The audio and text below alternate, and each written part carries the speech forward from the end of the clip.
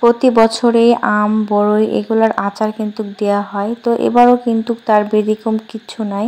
Hello everyone, আসসালামু আলাইকুম। কেমন আছেন সবাই? আশা করছি ভালো আছেন। আলহামদুলিল্লাহ আমিও খুব ভালো আছি। আবারও আপনাদের মাঝে ছোট্ট একটা ভিডিও নিয়ে আসলাম। আশা করছি ভিডিওটা স্কিপ না করে ফুল দেখবেন। তো এদিকে আমার যা আর আমরা দুজন মিলে গাছ থেকে আম পেড়ে নিচ্ছিলাম, কারণ আজকে অনেক রোদ বের হয়েছিল, ওয়েদারটা অনেকটা ভালো ছিল। আর যেহেতু এখন আমের সিজন, আমের আচার না দিলে কেমন দেখায়, তো বাড়িতে যেহেতু আম গাছ আছে, অনেক আম আসছে, সেজন্য ভাবলাম দুই যা মিলে আচারটা দিয়েই ফেলি। আর এই গাছের আমের একটা রহস্য আছে, সেটা হচ্ছে পাকা আম খাওয়া যায় না। পাকা আম না খাওয়ার কারণ একটাই হচ্ছে আমি অনেক পোকা হয়ে যাই।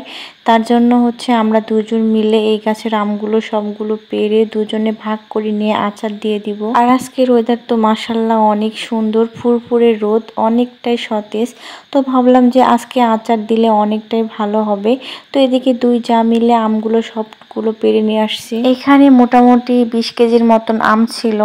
তো দুজনে কিন্তু ভাগ করে নিছি। আর কিছু আম আর কি বিক্রি করা হয়েছিল, মানে বিক্রি করবো না কিন্তু ওনারা একটু জোর জুলুম করতেছিল, তার জন্য আর কি ওনাদের কাছে বিক্রি করা হলো। আর বরাবরের মতন আমের আচার খেতে কিন্তু আমার কাছে অনেকটাই ভালো লাগে। আসল কথা হচ্ছে আমার আলসামির কারণে এই আচারগুলা দিতে একটু ভালো লাগে না, কিন্তু যাই হোক খেতে ইচ্ছা করলে তো দিতেই হবে। এদিকে আমি আমগুলো ধুয়ে এনে কিন্তু অলরেডি কাটা হয়ে যাচ্ছে। তো এই আমগুলো হচ্ছে আমি এভাবে চিকন চিকন করে কেটে 2 দিন রোদে শুকাবো, তারপরে আচারটা দিব। সেই আচার কিন্তু অনেকটাই সুন্দর হয়, অনেক কালার আসে এবং খেতেও মজা হয়।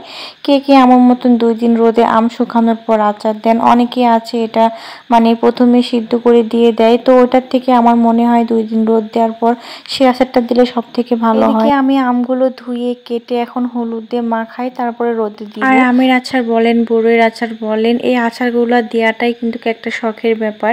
খাওয়া যেমনই হোক না কেন, মানে দেওয়ার মধ্যে যে একটা শখ, একটা আনন্দ থাকে, এটাই হচ্ছে আসল কথা। তো আমি হচ্ছে কখনোই আচার দিয়ে খিচুড়ি ভাত খেতে পারি না। তো আমি আচার সবসময় মানে খালি খালি আর কি হাতে নিয়ে খেয়ে থাকি, কখনো ভাত বা হচ্ছে খিচুড়ি দিয়ে খাই না। এবার হয়তো আমার এই কথাটা শুনে এখন অনেকে হাসবেন বা বলবেন যে ভাত দিয়ে কি কে কখনো আচার খায়?